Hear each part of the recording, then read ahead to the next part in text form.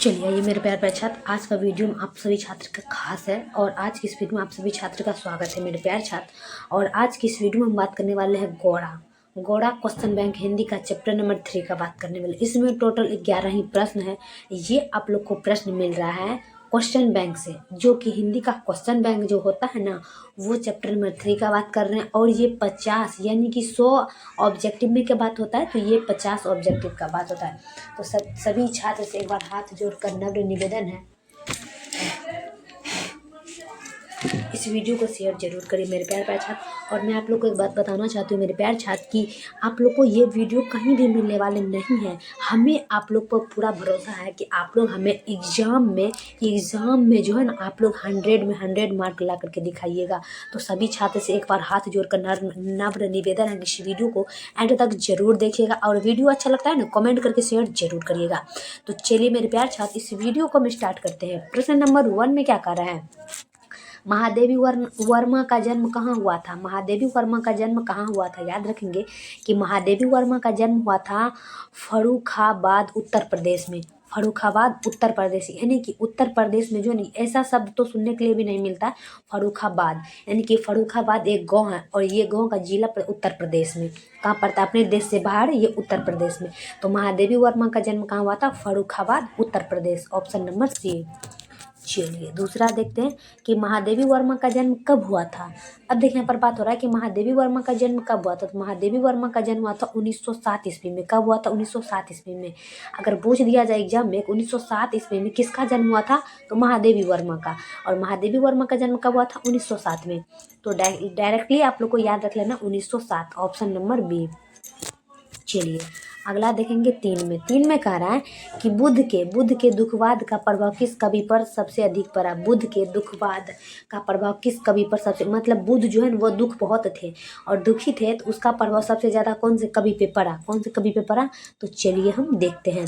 तो वो सबसे ज़्यादा जो है ना पड़ा महादेवी वर्मा पे। किस पे पड़ा, महादेवी वर्मा।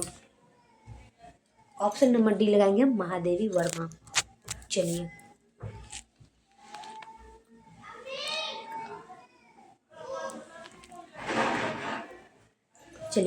अगला का बात करते हैं। तो अगला आपका था 4 नंबर में। 4 नंबर में क्या कर रहा है कि गौड़ा महादेवी वर्मा की किस विद्या से रचना है।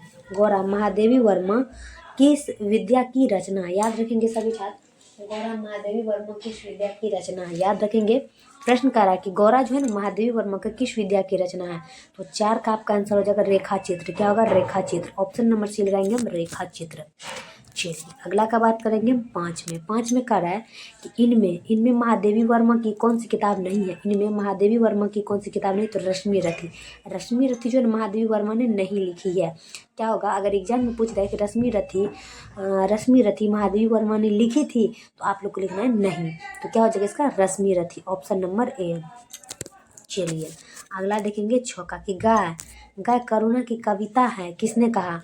गाय करुणा की कविता यह किसने कहा, याद रखेंगे कि गाय करुणा की कविता यह किसने कहा, तो महात्मा गांधी ने। याद रखेंगे, अगर पूछ दिया जाए कि महात्मा गांधी ने गाय की करुणा की कविता किसने कहा, तो महात्मा गांधी ने। ऑप्शन नंबर डी लगाना है, महात्मा गांधी। चलो 7 में कि लालमणि किसका नाम था। लालमणि किसका नाम था, याद रखेंगे। लालमणि किसका नाम था, 7 का देखेंगे। लालमणि जो है ना बछड़े का नाम था। किसका नाम था, बछड़े का, याद रखेंगे। लालमणि किसका नाम था, बछड़े का। ऑप्शन नंबर ए लगाना है, बछड़े का।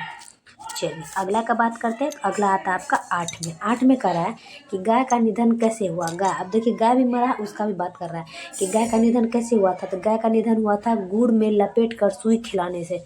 अब बताओ, गुड़ में लपेट करके सुई खिलाया तो गाय का निधन हो गया।